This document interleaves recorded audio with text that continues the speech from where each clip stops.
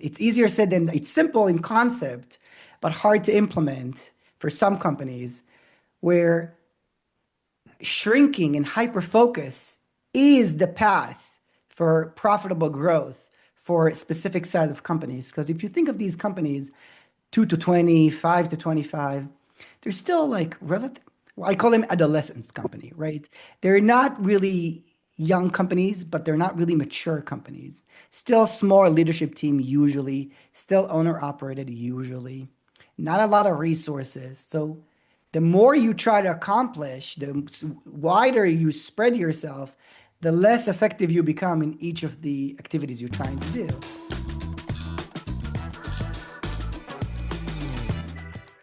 I'm John Martinka. My special guest today is Yaron Geon with Fractional Partners, and this is the Getting the Deal Done podcast. Yaron, welcome. What we're going to do today is talk a little bit about what you to help companies do better, grow by, as you have said, grow by subtraction. Uh, the mistakes that you see owners in that, say, 2.5 to $25 million range of sales make. Uh, when they get a lot of revenue and low profits and what people can do about that. So, welcome. Thank you, John. Thank you for having me today. Yeah. Let's start out with how'd you get to where you are? What's your story? Yeah, so I'm a serial entrepreneur. I started several companies. The first one at 14, currently my fourth one.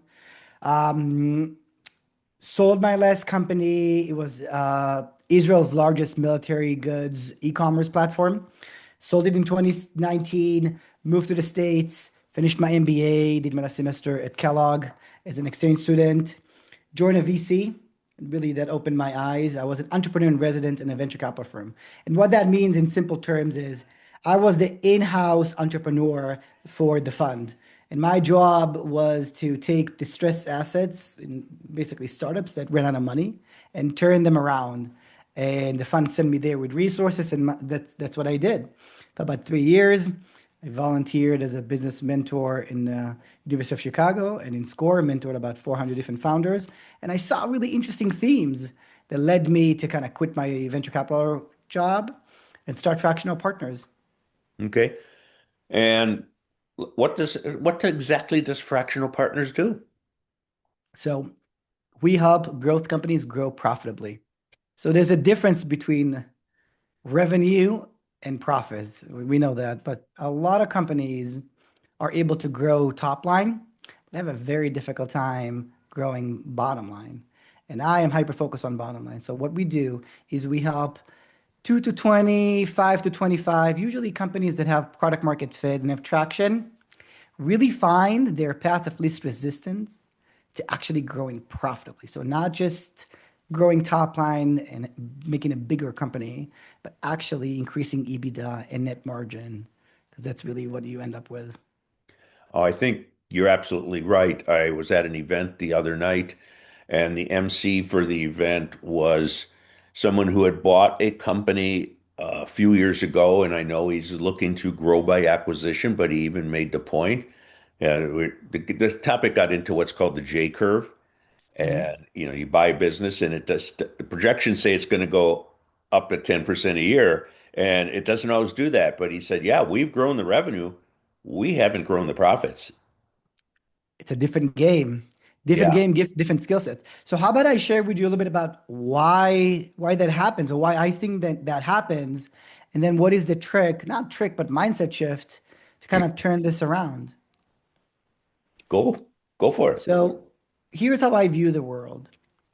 Companies use different growth model in their lives in different stages. So as companies start, it's all about growth by addition. It's all about think of company that is doing anywhere between 0 to 3, 4, $5 million. It's all about saying yes. I want to have more type of customers. I want to build more type of services and products. I want to be in more channels. I want to do more. So we keep saying yes, yes, yes, yes. And that's amazing. And that's the right appropriate model for that stage because it allows them to kind of figure out where is the traction and where is what we call the product market fit or what works, right? That's what you want to do. But what happens is that a lot of companies, as they grow, they try to emulate that model through their different stages. So think of a $10 million company that says yes, yes, yes, yes. What they end up with is a company that is usually big, complex, have a lot of different types of customers that require different service, have a different services, different channels. It's really, really hard to manage well. Margins compress and it becomes extremely complex. So the shift that needs to happen and usually doesn't happen is company needs to move as they grow from growth by addition into growth by subtraction. And a growth by subtraction is basically a model that says, okay, I found something that works, right? I found if I'm a $5 million company, something is working. Now the trick is to identify what is worth doubling down on and what can I cut. Now, a lot of times founders and owners they fall in love with what they've built, but they don't really identify that sweet or the sweet sauce or the engine or the core engine basically that is actually worth doubling down on. So they grow everything. And when you grow everything, the margins compress. So there's a period of time where companies need to move from growth by addition into growth by subtraction until they get to the point where they have a machine that is tight enough so then can go back and grow by acquisition. So it's a stage. Does that make sense? It makes perfect sense, and I can relate because Please. we have refined our market with helping people who in the buy sell world. We know what we don't want, and we're not afraid to tell people you don't fit our criteria. And they could be they're too small, could be there are too many warts, even though they're doing well, uh, or that could be they're too large. Yeah. Yeah. Because, so let me ask you a question. So, how did you come to that stage? Did you go through a process? It's basically around making explicit decisions, right? How are you making those explicit decisions? What process led you to make explicit decision like this? Well, in this case, it would be from learning from experience, and as we grow, that it isn't worth our time and energy on something of certain size is usually too small. Yeah. And in the buy sell world, if it's a $1-2 million deal, you're dealing with naive sellers and naive buyers for the most part. When you're doing a 5, 10, $15 million deal, you have a little more sophistication, not maybe not as much with the owners, but almost all the time with their advisors. Yes. And they're Yes. not, someone selling a $5 million business doesn't worry about 3 hours of CPA time to get it right, where someone selling $1 million business worries about that cost. It's not, Yes. yeah. I mean, on the flip side, we know where we can handle on the upper side, and there are plenty of true investment bankers who can do a much better job on the larger deals. Yeah. So what I really hear is that you guys have made explicit decisions that it's not that you can't, it's not in your core competency to accommodate smaller clients, right? It starts usually from an introspective where we look inside of the company and say, okay, so what do we want to do? What do we know how to do extremely well? And then you ask yourself, okay, so looking at the markets and the different type of clients that are currently have, which one don't really fit our model? So it's the retightening of that model that allows you to say, okay, it's just you're not the client for me, and Yeah, to shrink your focus. that's right. Probably a couple times a month, we will tell somebody, you're not for us, but here's who you should work with. Yes. So Now let's extract. we will bend our criteria a little bit, like everyone does, if it's say from a really good referral source, Yeah. and you want to do them a favor. Yes, You but want it's to keep outside. them happy as much as the client. So, John, taking your company as an example for the listeners, what would be the risk if you did take smaller clients or you did agree to get clients that are outside of your core criteria? What would happen to your business? We would spend way too much time on things that aren't as profitable and productive. Bingo. Bingo. That is the key, right? It's easier said than it's simple in concept, but hard to implement for some companies where shrinking and hyper focus is the path for profitable growth for a specific set of companies. Because if you think of these companies, 2 to 20, 5 to 25, they're still like relative. Well, I call them adolescence company, right? They're not really young companies, but they're not really mature companies. Still small leadership team usually, still owner operated usually, not a lot of resources. So the more you try to accomplish, the wider you spread yourself, the less effective you become in each of the activities you're trying to do. And profit or EBITDA or net margin, whatever you want to call it, is the average of all of your activities, right? Some of them produce a lot of profit, some of them take away from your profit. So it's the game is really to identify which activities produce or contribute the most to the profit and eliminate the activities or distractions or noise that is not conducive to what end up being your EBITDA or your profit. Yeah, you're absolutely right. And whether you're selling widgets or advice, it is learning from experience. If you're selling widgets and you get an order for 100 and you say, great, 100 widgets. But by the time you set up and do 100 widgets, you could have had another order where it's 5,000 widgets, takes just as much setup time. Yes. Yes. So there's a couple of categories of people. Some people never learn and they try to do what they know how to do and they end up with high revenue, low margin businesses. And that's just what this is. Some people go through this experience and learn from their experience. So with repetition, they tighten their business model to the point where they say, okay, this kind of widget is not right for me, or this kind of service is not right for me. Let's hyper focus. Very few. What I help people do is compress that timeline, Yeah. right? You can learn how to do that, yes, but there's an opportunity cost in the time that it takes you to implement that.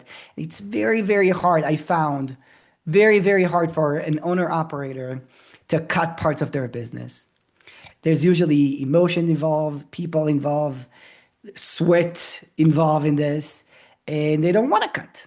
So they need someone from the outside that helps them kind of design version two of their company that allows them the liberty to start saying no. And start saying no is a superpower with a tight strategy plus an owner that says no, efficiency and margin.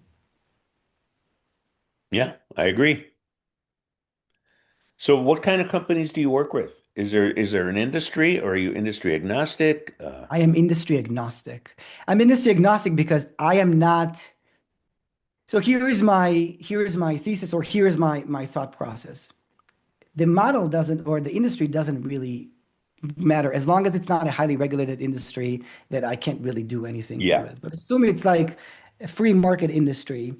Uh, I am never going to be an expert in that industry, nor do I want to be. I work with founders and owners that are experts in what they do. Some of them are blue collar plumbing HVAC businesses. Some of them are e-commerce businesses. Some of them are retail. But the owner that built 5, 10 million company knows their industry. What I help them do is I help them step out of working in their business into working on their business. It's such a cliche, but it's truth. And really figure out what is the model that is worth scaling moving forward. Before you press the gas, or before you grow by acquisition, or before you deploy more capital into this business, or take a loan, or take an investor, what is the version of this business that is actually worth scaling? Tightening that model and then go and scale it. So the tightening process is my niche and it's my core competency. It's taking a very wide business that knows how to do a lot of things and help the owner and the team really figure out from everything that we do, what is actually worth doubling down on and what can we let go. Can you give us an example of someone you've worked with and, obviously confidentially? obviously. Yeah. Okay. Yeah. So I worked with a homeschool company, and they're an e-commerce company, and they produce books for parents to teach their kids at the homeschool how to read and how to write, and basically language arts. Yeah. And when we started, they were doing so many things. They were on Amazon and they were doing a wholesale, and they had a little bit of a retail side, and they were doing their own side. And it was just like one different, basically products that don't connect to each other. So the process with them was first, we start with a financial analysis. So let's figure out from everything that we do, where is the actual profit coming from?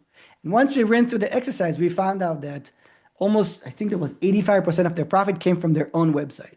So even though a lot of revenue came from Amazon, they were not competitive on Amazon, and it shrank their margin. So cut. And once we double down on their website as the main primary channel, then the question was, okay, so how do we take the product and we make them integrated? So we turn them from a nice to have supplementary curriculum into like a full curriculum that someone can buy, and it's like a full year-long curriculum. So we made a shift, same product, different packaging, huge impact. Yeah, and you see that. We have a manufacturing client right now, and they do at least five different things, and they're all tied together. Okay. But and uh, they don't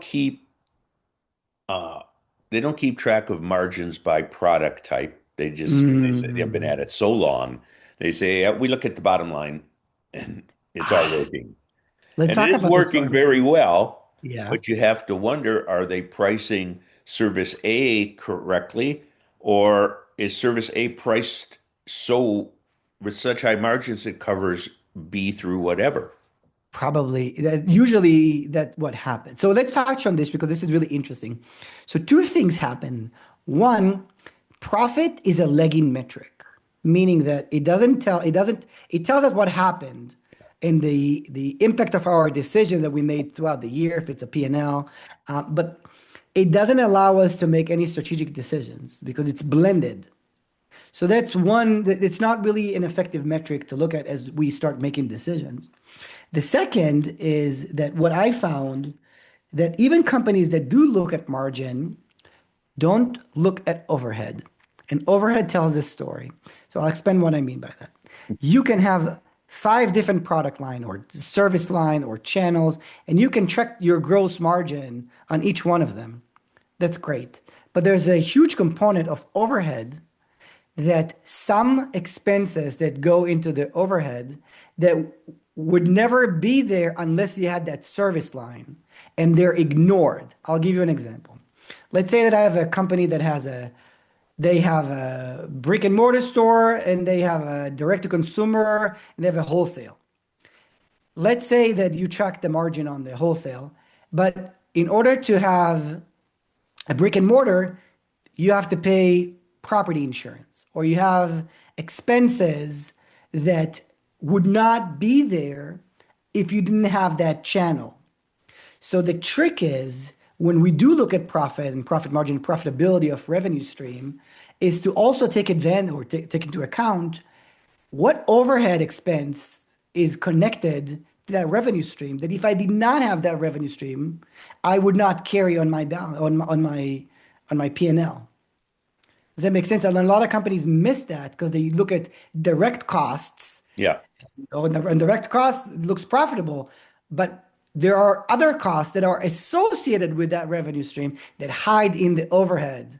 And unless you take a moment and actually attribute that cost to the specific revenue stream, you might get a skew sense of reality Yeah. or a sense of profitability. Right. Now, when we talked a number of days ago to get ready for this episode, you mentioned C-suite people. Yeah. Expand upon that. Well, so here, okay. So what we do really is, again, it's the process of tightening the company. And when I started doing this with the CEOs only. And what happened was we made great decisions that then the CEO had to go back to his team, his, her team, and justify those decisions. And then the team, sometimes they pushed back, sometimes they didn't buy in, sometimes they had information that the CEO didn't have that changed the decision. So I learned that as I go through this process, it's not a CEO coaching process, it's a leadership team exercise where I basically what I did is I built a tool. It's called the Growth Decisions Canvas. It's a one tool, one page tool, but it basically have 18 strategic questions that company needs to answer if they want to really tighten their business. And what I do is I take those leadership teams through the process of answering and aligning on those strategic questions. So once we're in the room and I facilitate this, and I also participated this if I was a fractional partner in their business. So if I was an investor in their business, I give them my 2 cents. We align on an answer and it's locked, put on the canvas and move forward. And it's the work is done with the team because otherwise a CEO alone, it's just not effective when they have to bring it down. It's not a top-down activity. I learned it's a bottom-up activity that we do together. Sometimes I even bring the investors in if there are stakeholders, external with stakeholders in a room. This is the question. We're talking about revenue stream roadmap. Here's the module that I walk them through. You give your input, you give your input, you give your input. Great. Let's align. And then we leave that with a super tight alignment around what we're building so the team, the leadership team, can actually execute. Because otherwise it's just a bunch of decisions in like on a piece of paper. But if I incorporate the C-suite into this, it gets translated into execution mode, where that's where the value really is created, right? When the plan is actually executed upon it. Otherwise, it's just a very expensive piece of paper. Yeah, and I'm going to say even below the C-suite, uh, you can learn a lot by talking to the employees. Yeah. And I remember many years ago, I was working with a CFO and we were helping a client. And what we asked call it the C-suite, what do you think the issues are in this company? Yeah. We asked the employees, and the Venn diagrams only overlapped a little bit. Yeah. And the employees' biggest thing was, we don't get any good communication from up above Mm, in various ways of saying it. yeah. Yeah. Yes. It's a tactical executional problem. Yeah. But yes. But I want to touch on this one sentence. I know we're at time. So a lot of time, companies feel growth pains, right? They feel the complexity creeping up. They feel the margin shrink. And their first inclination is, I need more structure. I need more process. I need more structure. I need to install EOS or entrepreneurial operating system or scaling up or some sort of system that helps me manage the chaos of the business. And my thing is that a lot of time for that stage of companies, operational problems are really downstream from this strategic decisions that were never made. So a lot of times companies try to fix their execution, better meetings, better accountability, a scorecard, but their model is not tight enough. So they still try to serve too many clients and doing too many channels and too many revenue stream. And they try to kind of systemize that process where my belief is that before you systemize, let's shrink the model, really find what is worth doubling down on, take that refined, optimized model, and then put the systems and processes in place. Because otherwise, you're systemizing an inefficient model. Does it resonate? Have you Yeah, seen this? it does resonate. So we've covered a lot here in a short amount of time. The mistakes, the shrink by focusing, you know, uh, eliminate that growth by any means possible Yeah. mindset. Um, so, Yaron, a little different question here. What do you like to do when you're not helping businesses become more efficient and profitable? Ha! Like personally, Yeah. so I'm an avid skier. I mean, we were just talking about this before we started recording. I moved to Salt Lake City because I love skiing. I'm also my wife and I love to do midterm experiences. So we love to live, we're semi-digital nomads. I have a 2-year-old, so now it's a little bit more complex, but we love to spend months at a time in different places. And we ended up building an hospitality brand called Family Base because every time we traveled with our child, I don't know if you had experience in traveling long midterms with a child, very complex. Usually homes are not suited for this. It just becomes extremely uncomfortable. So we build a brand where these are large properties. I'm in one of them. This is uh, my Utah property, where it's designed for families and with families with children. So I have baby gates and I have real cribs and I have different family bases around the country and the spaces for families. So that's my other passion is to find those properties, we renovate them, and we make them extremely family and pet friendly. And then you rent them to people taking a vacation. Correct.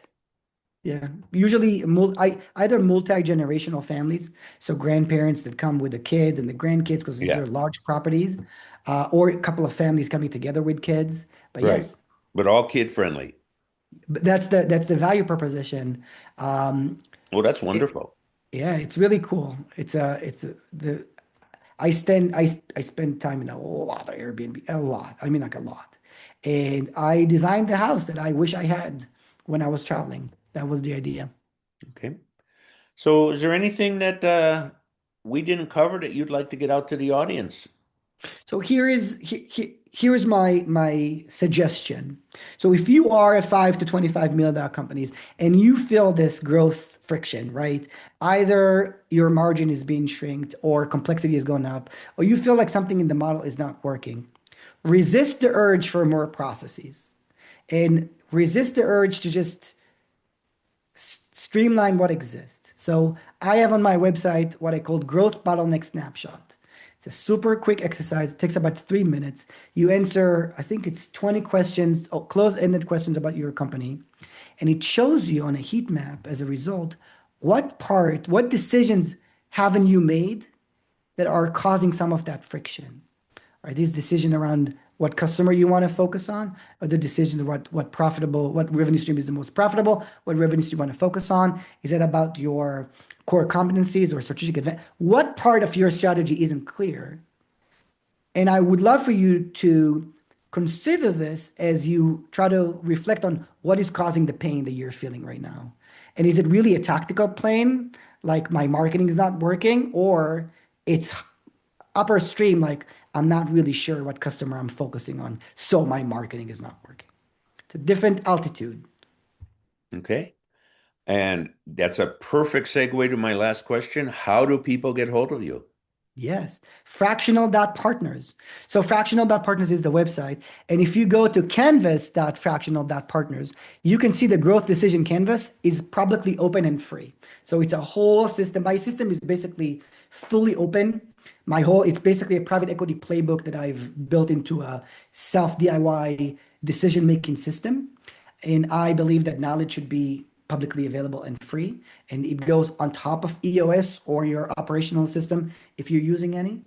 Take a look. If it's of value to you, use it. My job becomes in helping companies implement this. So some of them need my help, some of them don't need my help, but the resource exists. So say that last one again. It's Canvas. canvas.fractional.partners. Okay. Great. Well, Right. Yaron, it's been a pleasure. This has been very insightful. And I know that anyone listening to this will pick up at least one or two, maybe three things that they can do with their business or for their clients. So I thank you I for appreciate being it. on the Getting the Deal Done podcast. Thank you for having me, John.